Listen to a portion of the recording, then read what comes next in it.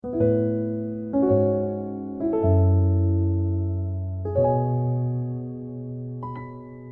다 같이 경건한 마음으로 하나님 앞에 예배를 드리겠습니다. 나의 종 너희 이스라엘아, 내가 택한 야곱아, 나의 벗 아브라함의 자손아, 내가 땅 끝에서부터 너를 붙들며 땅 모퉁이에서부터 너를 부르고 내게 이르기를 너는 나의 종이라. 내가 너를 택하고 싫어하여 버리지 아니하였도다 하였노라. 두려워하지 말라.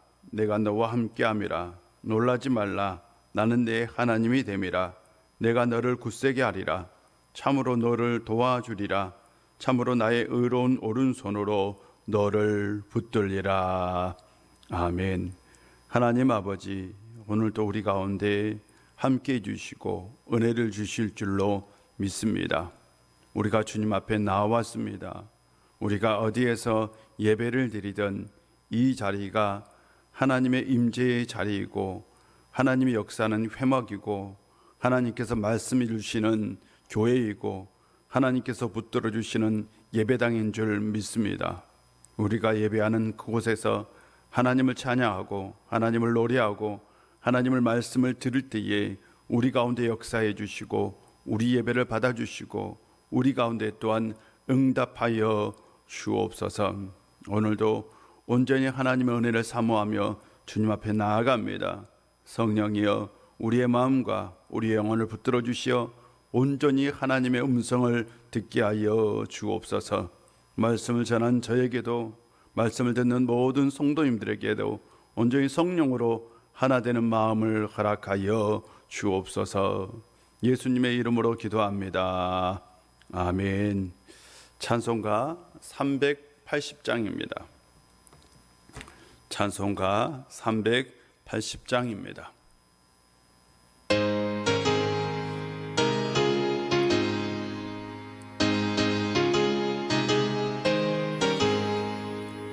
나의 생명 되신 주, 주님 앞에 나아갑니다. 주의 흘린 보혈로 정케하사 받아 주소서. 날마다 날마다 주를 찬송하겠네. 주의 사랑 줄로서 나를 굳게 잡아내소서. 괴로운 세상 지날 때 나를 인도하여 주소서.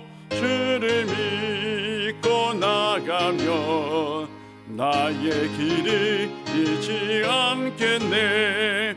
날마다 날마다 주를 찬송하겠네. 주의 사랑 줄로서 나를 굳게 잡아내소서.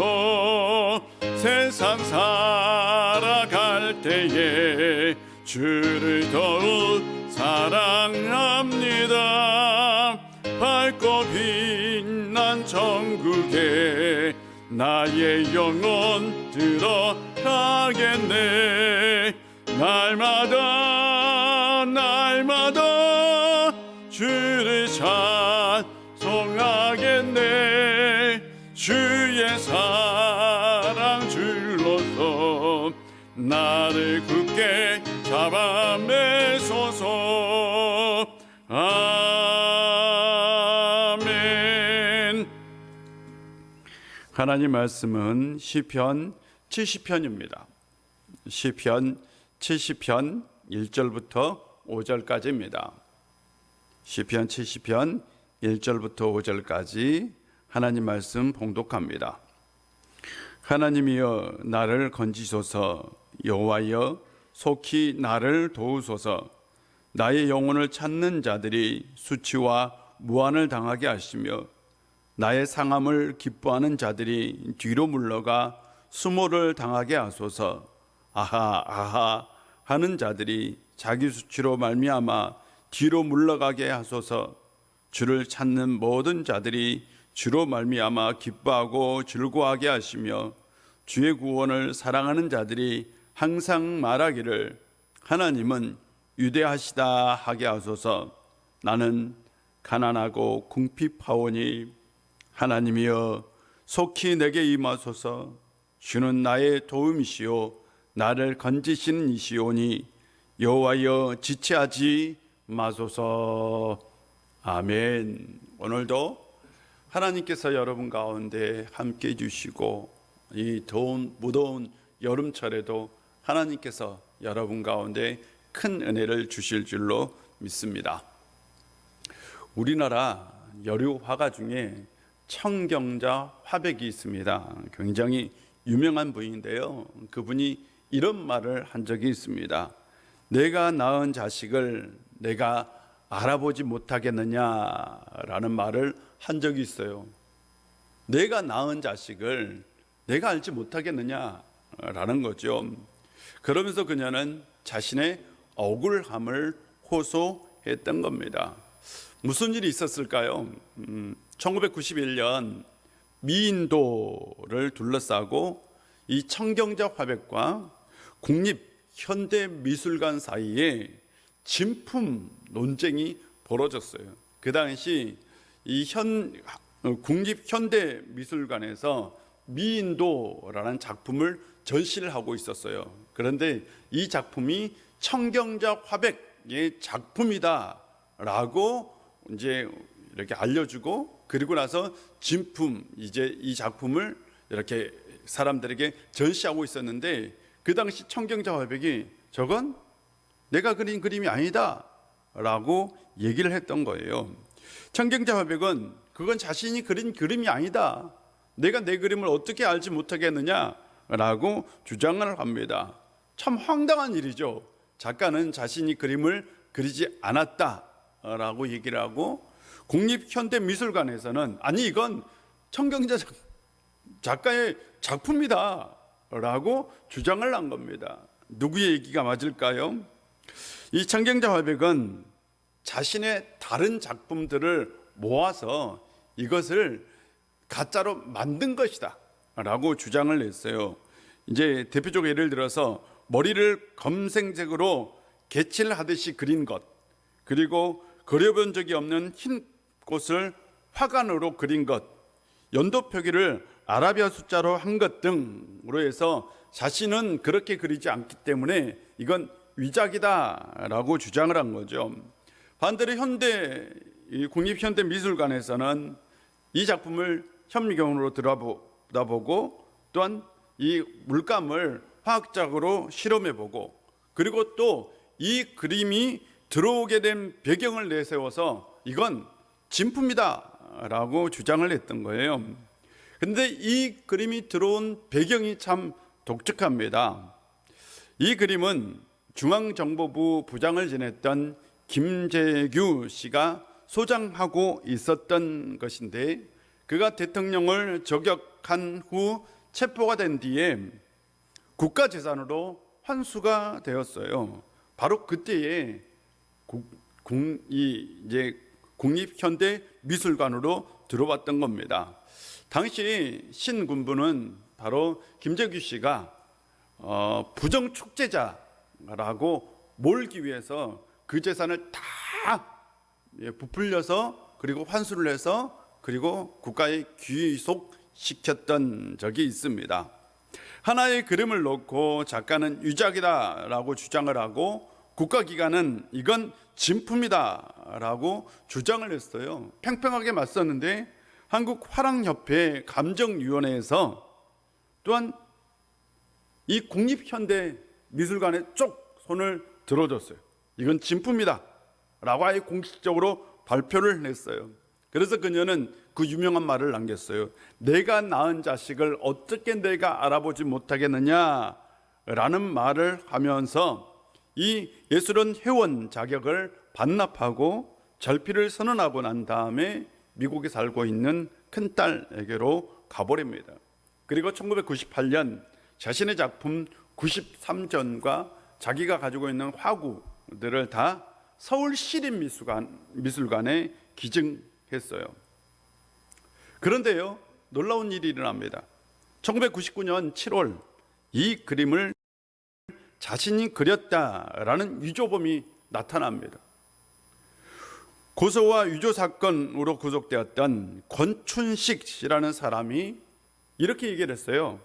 화랑을 하는 친구에게 돈을 좀 받고 달력 그림, 이 청경작 화백에 달력 그림 몇 개를 섞어서 이 그림을 내가 그렸다라고 주장을 한 거예요. 국립현대미술관 측에서는 그의 폭로, 그것은 뒤집을 만한 근거가 되지 못한다라는 것을 내세웠고요. 또한 검찰은 미술품 유조 사건 공소시효가 3년이라는 이유로 수사를 하지 않고 그냥 종결해 버렸어요. 그래서 이 사건이 조용하게 묻히게 되었습니다. 그런데 다시 한번 위장 논란이 일어났던 건 2016년입니다. 2015년 8월에 이 청경작 화백이 머나먼 미국 땅에서 생을 마감했어요. 자신의 한을 풀어보지도 못하고요. 그래서 그의 가족들이 다시 경찰에 이 사건을 수사를 요청합니다. 그리고 나서 이 가족들은 프랑스의 아주 유명한 뉴미에르 감정팀이라는 팀이 있대요. 이 팀에게 감정을 의뢰해요. 이 팀은 세계적으로 가장 유명한 미술 작품들을 이렇게 감정하는 기관이었어요. 이 기관에서 감정한 결과 이 미인도는 위작이다. 진품이 될 확률이 0.002%도 안 된다라고 얘기를 했습니다. 그러나 수사를 담당했던 검찰은 이 작품이 진품이다 라고 또 결론을 내렸어요. 검찰이 결론을 내린 가장 큰 이유는 김정규 전 중앙정보부 부장에게서 환수한 미인도가 미술관으로 이관되었다. 소장 이력을 근거로 해서 그냥 진품이다 라고 주장을 했던 겁니다. 결국 청경작 화백은 자신의 한을 풀어보지 못하고 세상을 마감하게 된 거죠. 제가 이 얘기를 들으면서 이런 생각이 들었어요. 와, 그렇게 유명한 화가도 억울한 일이 있구나. 그런데 만약 평범한 개인이 어떤 기관이나 국가를 상대로 억울한 일을 당한다면 과연 그 일을 해결할 수 있을까? 또한 이런 생각 들었어요. 한 개인이 수많은 사람들이 1대 100, 1대 1000으로 억울한 일을 당한다면 과연 그 억울함을 해결할 수 있을까? 이 세상에는 내가 아무리 능력이 있고 내가 아무리 힘이 있다 하더라도 내가 해결할 수는 없는 문제가 있구나. 그렇게 억울한 일도 있겠구나. 오늘 시편은 다윗의 시편입니다. 다윗이 우리가 보기엔 굉장히 힘 있고 능력 있는 사람이라고 생각하지만 그도 억울한 일이 있고 아픈 일이 있었던 것이죠. 우리가 이 세상을 살아갈 때에 우리는 그냥 평범하게 바르게 선하게 살고 싶어요. 우리가 큰 뜻을 이루고 우리가 위대한 업적을 남기고 이렇게 살기보다는 그냥 평범하게 죄도 짓지 않고 그냥 바르게 살고 싶은 게 우리 꿈이잖아요. 우리의 소망 아닙니까? 그런데 세상은 때로는 우리의 그런 어떤 소망, 우리가 바라는 꿈, 그걸 용납하지 않습니다. 그대로 두지 않아요. 우리로 하여금 고통의 길, 죄의 길, 때로는 힘든 길을 걷게 합니다. 이때에 신앙을 가진 우리는 어떻게 살아야 할까요? 또한 어떻게 대처해야 할까요? 하는 거죠. 분명한 것은 이 세상에 악이 존재한다는 것입니다. 악이 어디서 왔느냐라고 근원을 묻기도 하지만 중요한 사실은 악이 분명히 존재한다는 것이죠. 그건 무신론자들도 부정하지 않는 것입니다. 악이라는 것은 실제로 존재합니다. 악은 늘 선을 무너뜨리려고 합니다. 악이 자리를 잡는 곳에는 반드시 불의함이 있어요. 이 불의는 바로 의롭지 않는 거예요. 뭔가 굽어진 거죠. 뭔가 정상적이지 않는 것, 뭔가 바르지 않는 것, 그게 바로 불의인 거죠. 불의가 있는 곳에는 사람들의 고통, 아픔, 억울함, 괴로움, 이런 것들이 있습니다. 불의가 없어야 우리는 이 세상에 억울한 일이 없고 괴로움이 없이 고통 없이 살아갈 수 있는데, 불의는 절대로 없어지지 않습니다. 악이 없어지지 않는 한 불의는 없어지지 않는 거예요. 오히려 불의를 키워서 탐욕을 채우는 사람들이 있고요, 불의를 이용해서 자신의 권력을 탐하고 자신의 배만 채우는 사람들이 있습니다. 우리는 그 사람들을 악인이라고 얘기하죠. 세상에는 악이 있고 반드시 또한 악인도 존재합니다. 오늘 시편은 바로 그 악인과의 싸움이에요.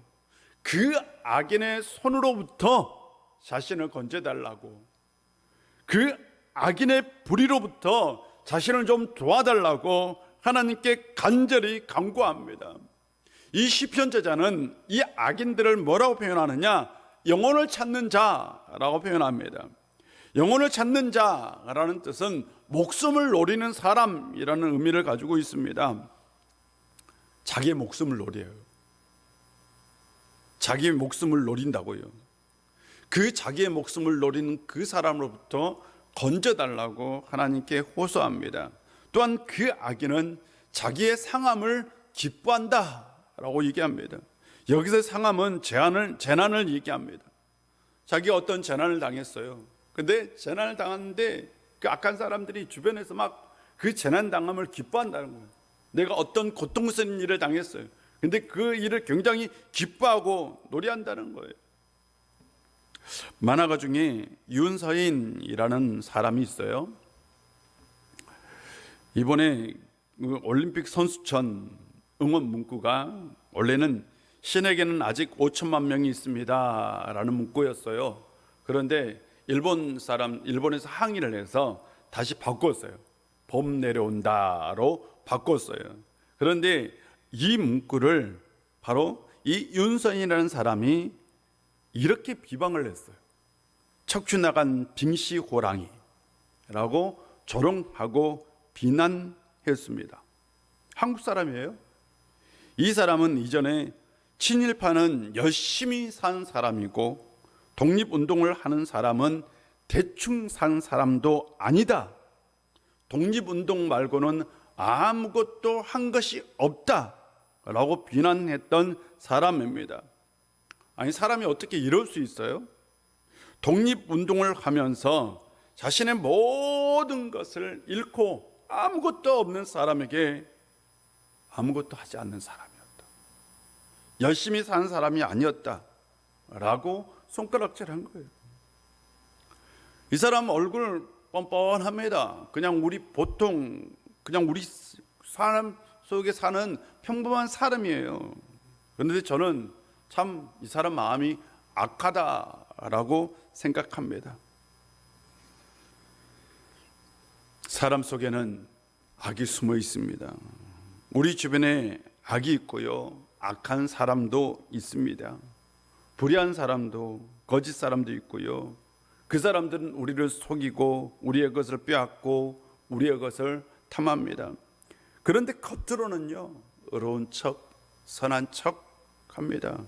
그래서 우리는 그 사람이 악한 사람인지 선한 사람인지 구별할 수 없어요. 겉으로는 선한 척 하지만 속에는 악이 깃들어 있는 거죠. 그래서 우리의 것을 속이고 우리의 것을 빼앗고 우리의 것을 탐합니다. 우리에게 고통을 주고 아픔을 주고 상처를 줍니다.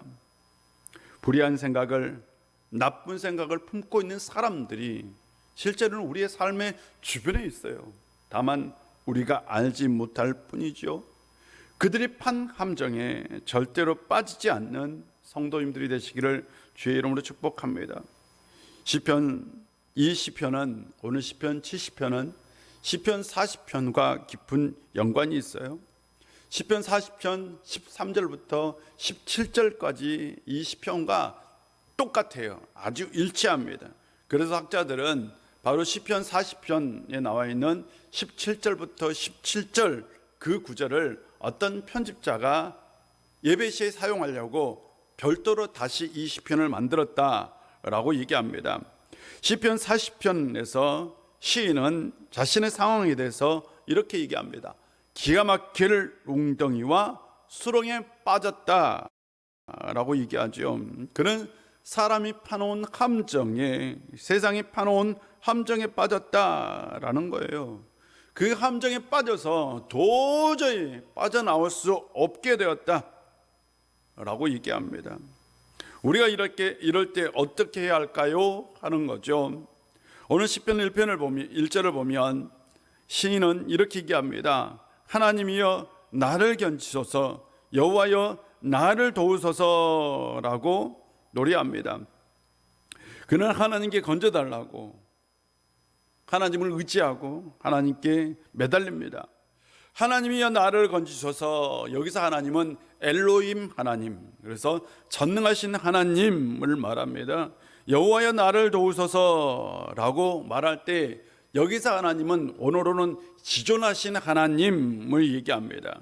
그는 지금 전능하신 하나님, 지존하신 하나님, 그 하나님께 자신을 좀 도와달라고, 자신을 건져달라고, 하나님밖에 나를 도울 수 없고 하나님밖에 나를 건질 수 없습니다 라고 하나님께 요청한 겁니다.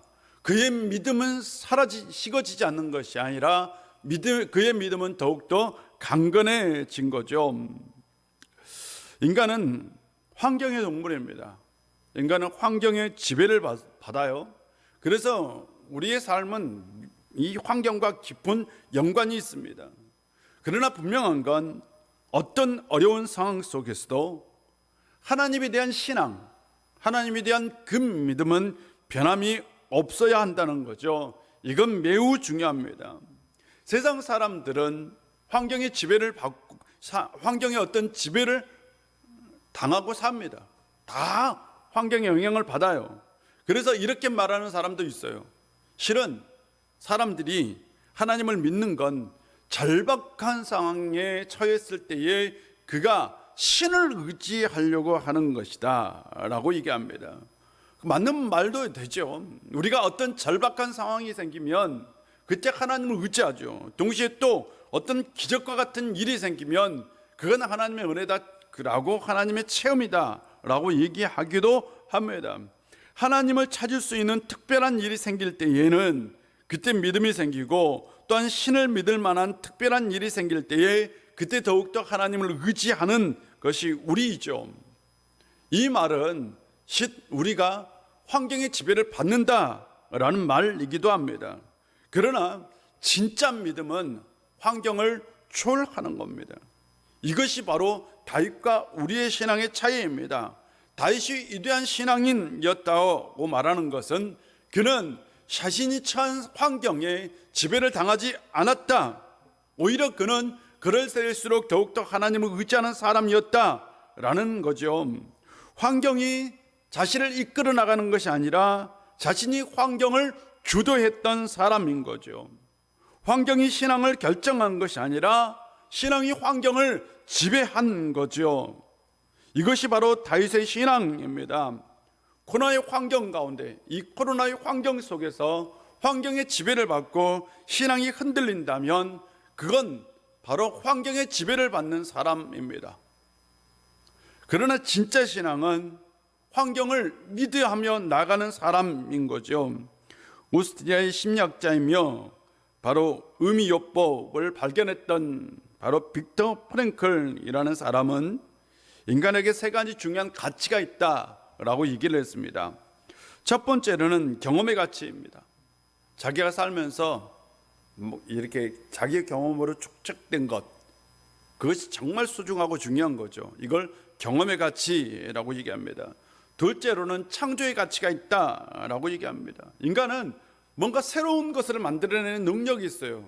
그래서 항상 우리의 삶 가운데서 우리는 늘 새로운 걸 만들어냅니다. 이게 창조의 가치입니다. 세 번째로는 태도의 가치가 있다라고 얘기합니다. 어떤 환경이든 미래를 향해 나갈 수 있는 어떤 인간이 가지고 있는 태도가 있다라는 것을 얘기하죠. 그런데 이 빅터 프랭클은 이 세 가지 가치 중에서 가장 중요하게 여기는 것이 바로 태도의 가치였습니다. 어떤 태도를 가지고 있느냐에 따라 삶이 달라질 수 있다라고 말을 했어요. 많은 사람들이 실패의 원인을 여건, 환경 이런 탓으로 돌리곤 합니다. 이런 사람은 자신의 환경을 절대로 넘어서지 못한 사람이고 또한 절대로 넘어설 수 없는 사람입니다. 우리가 신앙을 가졌다라는 것은 우리가 환경의 지배를 받는 것이 아니라 환경을 넘어서는 것을 의미합니다. 우리는 우리의 신앙으로 우리가 겪고 있는 지금의 환경을 넘어서야 합니다. 이것이 바로 진짜 신앙이죠. 사랑하는 성도 여러분, 환경의 지배를 받는 것이 아니라 환경을 넘어선 사람이 되기를 주의 이름으로 축복합니다. 환경이 신앙을 지배하는 것이 아니라 신앙으로 환경을 이길 수 있는 사람, 이런 사람이 바로 다윗과 같은 신앙을 가진 사람입니다. 하나님은 이런 사람을 기뻐하고 이런 사람에게 복을 주실 줄 믿습니다. 여러분, 우리는 지금 어려운 상황에 처해 있어요. 힘든 상황 가운데 있습니다. 또한 개인적으로도 힘들고 어려운 상황 가운데 있는 분이 있을 겁니다.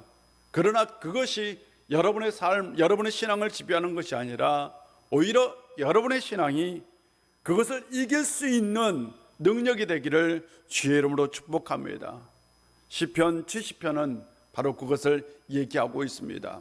다윗은 자기의 삶 가운데 있는 그 어려움을 하나님을 의지하는 신앙으로 이겼듯이 여러분도 신앙으로 이길 수 있는 성도님들 되시기를 주의 이름으로 축복합니다. 기도하겠습니다.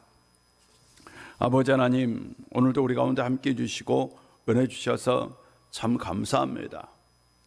이 세상에는 우리가 원치 않는 힘들고 억울한 일들이 참으로 많이 있습니다. 고통스럽고 아픈 일도 많이 있습니다. 우리의 힘으로 해결되지 않는 삶의 어떤 어려운 환경이 닥친다 할지라도 우리가 그 환경에 지배를 받는 것이 아니라 우리의 신앙으로 그 환경을 이길 수 있는 저희들 되게 하여 주옵소서. 오늘도 우리 우일의 모든 성도님들 가운데 함께 해주시고 이 무더위를 잘 이기게 하여 주시고 이 코로나의 위기를 슬기롭게 이겨나갈 수 있는 성도님들 되게 하여 주옵소서. 아버지 하나님, 오늘도 우리 가운데 함께 해주셔서 하나님의 살아계심, 하나님의 역사하심을 늘 경험하게 하여 주옵소서. 예수님의 이름으로 기도합니다. 아멘. 찬송가 387장입니다. 찬송가 387장입니다.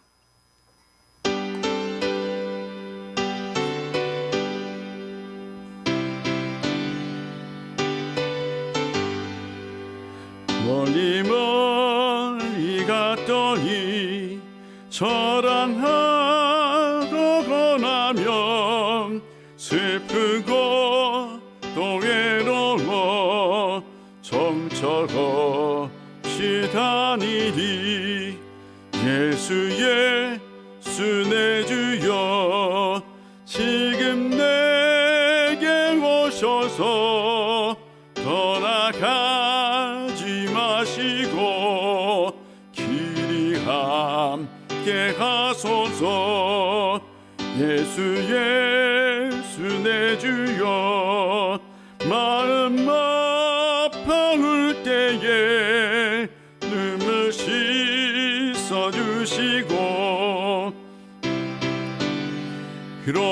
들어가소서 예수의 순애 주여 지금 내게 오셔서 떠나가지 마시고 길이 함께 가소서 다니다가실 때에 쓸쓸한 것만 나도 홀로 있게 마시고 주여 보호하소서 예수의 순애 주여 지금 내게 오셔서 떠나가지 마시고